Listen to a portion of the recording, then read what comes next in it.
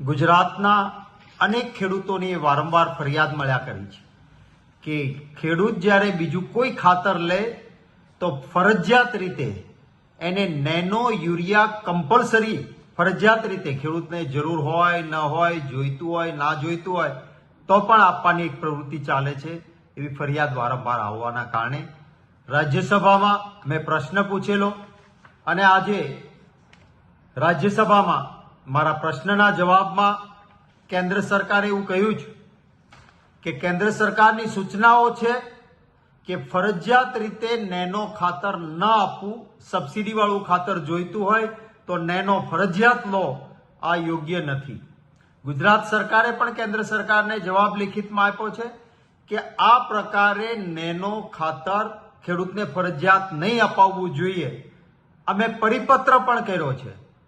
ત્યારે મારે ગુજરાત સરકારને વિનંતી છે કે જ્યારે સંસદમાં મને લેખિત જવાબ કેન્દ્ર સરકારે આપ્યો છે ને ગુજરાત સરકારે કેન્દ્ર સરકારને લેખિતમાં આપ્યું છે, તો આમ છતાં ગુજરાતના ખેડૂતને દરેક જગ્યાએ જ્યારે કોઈ પણ ખાતર લેવું હોય ત્યારે નેનો યુરિયા આપવાનો પ્રયત્ન ફરજિયાતપણે થાય છે.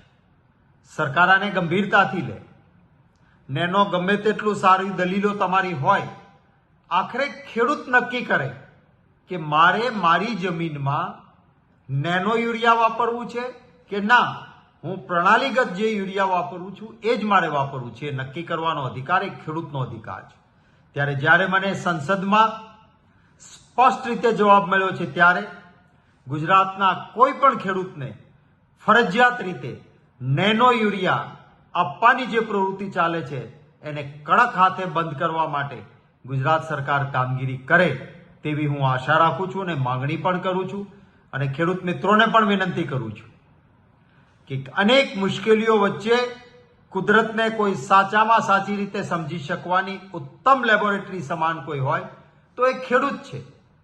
તો શા માટે આ ભારતીય જનતા પાર્ટીની સરકાર બીજું ખાતર લેવું હોય તો ફરજિયાત નેનો લેવું જ પડશે આ જે આગ્રહ રાખે છે એના સામે મૌન બનીને અન્યાય સહન ખેડૂત મિત્રો પણ ના કરે, અવાજ ઉઠાવે અને જ્યાં જ્યાં જરૂર પડે ત્યાં કોંગ્રેસના કાર્યકર્તા મિત્રો આ માટે અવાજ ઉઠાવતા આવ્યા છે. આગામી દિવસોમાં પણ જરૂર પડે એમને પૂરો ખેડૂત મિત્રોને કોંગ્રેસના કાર્યકર્તાઓ પણ સાથ આપે એવી વિનંતી કરું છું.